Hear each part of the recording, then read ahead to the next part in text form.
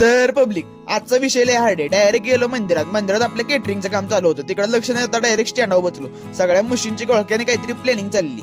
इष्टी आली, जशा गाड्या सुटतात तशा सगळ्या म्हशी इष्टीकडे पळाल्या. माझ्या डोक्यात एकच विचार चालला, आमच्या गावात पहिल्यांदा जेवढी गर्दी जमली होती, काय विषय काय माहित नाही. डायरेक्ट पोहोचलो सातारा स्टँडवरती. सातारा स्टँडवर आल्यावर संकल्पची गाडी घेतली आणि आपल्या लाजवळ गाड्या आपण ब्लॉग मध्ये घेतल्या आणि डायरेक्ट चाललो क्लासवरती. क्लासला जाताना संकल्पला संगच येऊन गेलो. क्लासला आल्या एक विषय, अशी बोटं लावल्याशिवाय क्लासच्या आत घेत नाही. त्यांना आमच्या विश्वासच नाही वाटतं. लेक्चर पूर्ण अटेंड केलं आणि डायरेक्ट चाललो घरी आता आपल्या इकडचं वातावरण विषय हाड झालं होतं. घरी पोहोचलो दीपिका पण आपल्या संग आलती. काय नाही, गावात एक वास्तुशांतीचं जेवण आहे म्हणून माघारी आली. तिथनं मी डायरेक्ट चाललो जिमला जायचा विषय असा आहे, कारण आज मी फुल निश्चयच केला की आजपासून 100% वर्कआउट सुरू करायचा.